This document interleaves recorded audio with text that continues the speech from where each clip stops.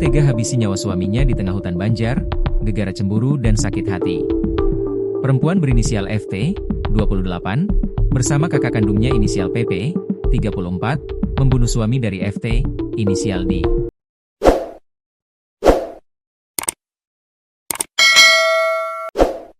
Peristiwa terjadi di tengah hutan di Dusun Oman, Desa Paramasan Atas, Kabupaten Banjar, Kalimantan Selatan, pada Rabu, 16 Juli 2025, sekitar pukul 15 WITA. Di pedalaman Kalimantan Selatan, tepatnya di Dusun Oman, Desa Paramasan Atas, Kabupaten Banjar, sebuah tragedi mengerikan mengguncang warga. Jasad ditemukan warga dalam kondisi mengenaskan. Kepala dan tangan terputus, tubuh tergeletak di pinggir sungai.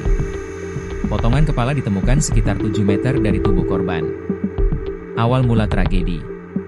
Menurut keterangan Kapolres Banjar AKBP Dr. Fadli, insiden bermula saat D, FT, anak mereka, dan beberapa anggota keluarga berjalan menuju tempat kerja di hutan.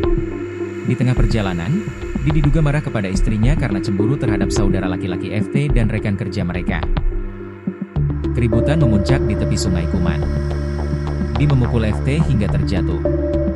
Dalam kondisi terpojok dan emosi memuncak, FT mengambil sebilah parang dan membacok wajah suaminya.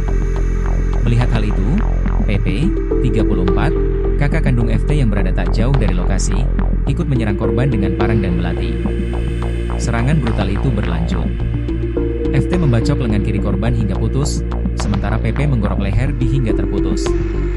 Kepala korban kemudian dibuang sejauh 7 meter dari tubuhnya.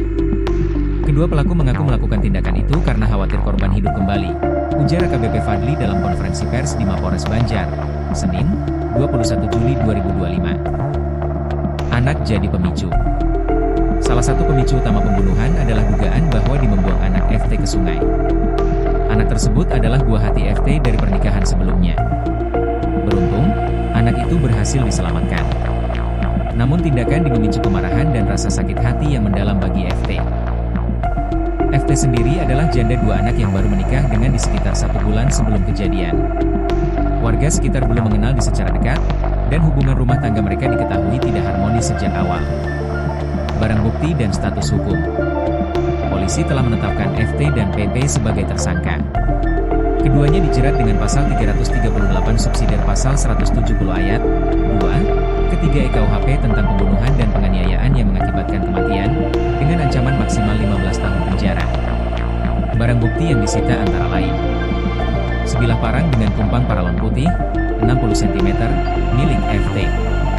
Sebilah parang dengan kumpang kayu coklat, 65 cm, milik PP. Sebilah belati dengan kumpang kayu berplester biru, 45 cm, milik PP. Kami masih mendalami motif dan kondisi psikologis pelaku. Ini bukan sekadar pembunuhan, tapi tragedi rumah tangga yang kompleks, tambah Kapolres.